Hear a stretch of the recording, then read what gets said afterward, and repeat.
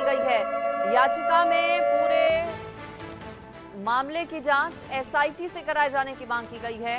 5 मई को हुई नीट परीक्षा रद्द करने की मांग की गई है। साथ ही साथ याचिका में दोबारा नीट परीक्षा कराए जाने की मांग की गई है।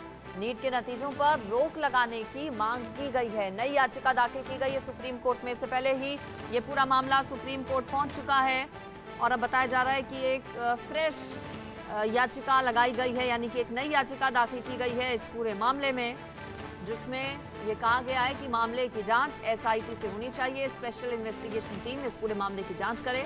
साथ ही साथ नीट के नतीजों पर रोक लगाने की मांग की गई है। परीक्षा पुनः कराए जाने की भी मांग की गई है।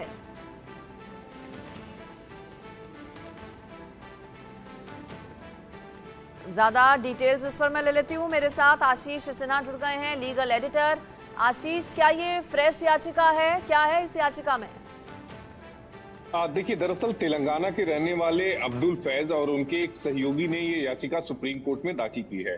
ये दूसरी याचिका है जो सुप्रीम कोर्ट में दाखिल हुई है। इससे पहले एक याचिका सुप्रीम कोर्ट में एक नीट की तैयारी करने वाली छात्रा ने दाखिल की थी।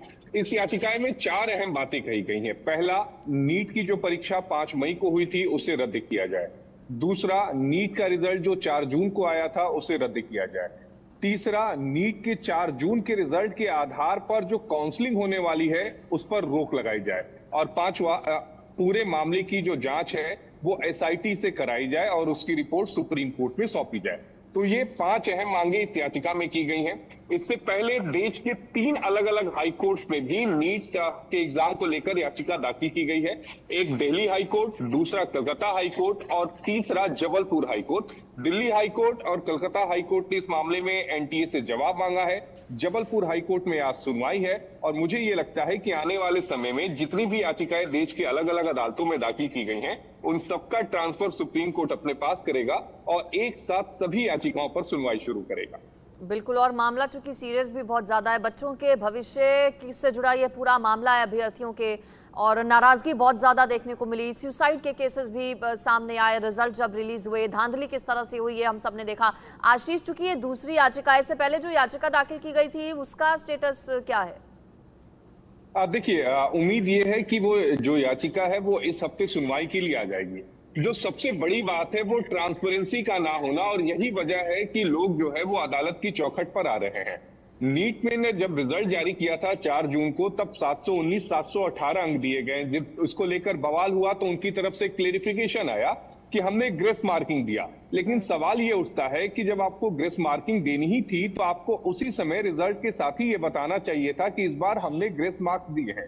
दूसरी जो सबसे अहम बात है, जो छात्रों के मन में सवाल है कि ग्रेस मार्किंग का पैमाना क्या है। 1, 2, 3, 4, 5, 10, 15, 20, 28, 100 कितना है, कितना नंबर दिया है, इसके बारे में नहीं बताया गया।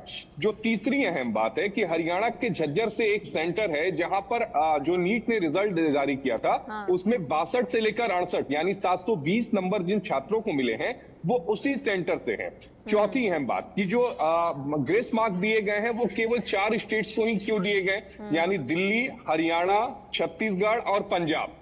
दूसरी जगह यानी अगर बख्तियारपुर की ही बात कर ले तो वहां भी एग्जाम देर से शुरू हुए थे, तब उन्हें क्यों नहीं ग्रेस मार्क दिया गया।